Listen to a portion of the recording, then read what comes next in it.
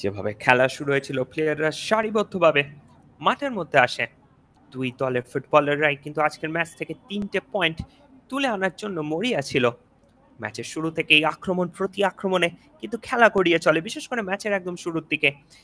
উঁচু করে ফাঁসানো সেন্টার ছিল এবং সেখান থেকে যে হেডটি যায় তা কিন্তু সরাসরি গোলরক্ষক কালেক্ট করে নেয় শ্লোক তিওয়ারি। ম্যাচের সবচেয়ে সেরা সুযোগটা কিন্তু তার কাছে ছিল, কিন্তু এক্ষেত্রে গোল করতে ব্যর্থ হন তিনি এবং তারপর ডেভিড একের পর এক সুযোগ হেলায় নষ্ট করতে থাকেন। এক্ষেত্রে রবির যে ক্রসটি ছিল সেখান থেকে যদি ডেভিড বলটিকে সঠিক সময় পায়ে লাগাতে পারতো, সেক্ষেত্রে গোল হতে পারতো। এবং তারপর আমিনুল যেভাবে ওয়াইড অ্যাঙ্গেল থেকে সুযোগটিকে নষ্ট করলেন, এটা ম্যাচের বেস্ট চান্স বিএসএস এর জন্য, কিন্তু ডেভিড ক্ষেত্রেও কিন্তু সুযোগটি নষ্ট করে। লাল কিছুটা আজকে ম্যাচে স্লথ লেগেছে তাকে, বারবার ইন্টারসেপ্টেড হয়ে যাচ্ছিলেন ওই জায়গাটাতে।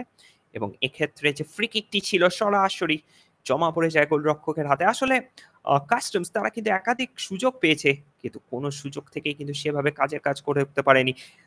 এবং এভাবেই প্রথমার্ধের খেলা কিন্তু সমাপ্ত হয়। দ্বিতীয়ার্ধে বিএসএস কিছুটা চেষ্টা করে নিজেদেরকে মেলে ধরা, কিন্তু কাজের কাজ কিন্তু তারাও করতে পারেনি। এবং ম্যাচ যত গড়ায় তত যেন ম্যাচ ফিজিক্যাল হয়ে যায়। ডেভিডও গোল না পেয়ে কিন্তু কিছুটা মেজাজ হারাতে থাকে এবং এক্ষেত্রে যে হেডারটিকে অসামান্য মুনশিয়ানায় কিন্তু গোলরক্ষক কেফ তিনি কিন্তু বাঁচিয়ে দেন। আসলে একাধিক সুযোগ কিন্তু ক্যাফ পেয়েছিল এবং অপরদিকে অর্নেন্দুরও হিরোইক একটা কিপিং আমরা আজ দেখতে পেয়েছি।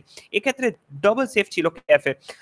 এবং তারপরে লালের লং ডিস্টেন্স শট যেভাবে অর্নেন্দু বাঁচিয়েছেন তা কিন্তু সত্যি প্রশংসনীয়। আসলে অর্নেন্দু লাস্ট কয়েকটা ম্যাচ কিন্তু খুব ভালো খেলেছেন এবং হলুদ কার্ডে ছড়াছড়ি হতে শুরু করে ম্যাচ যত শেষের দিকে যায় এবং ম্যাচের শেষ সুযোগ ছিল এটি।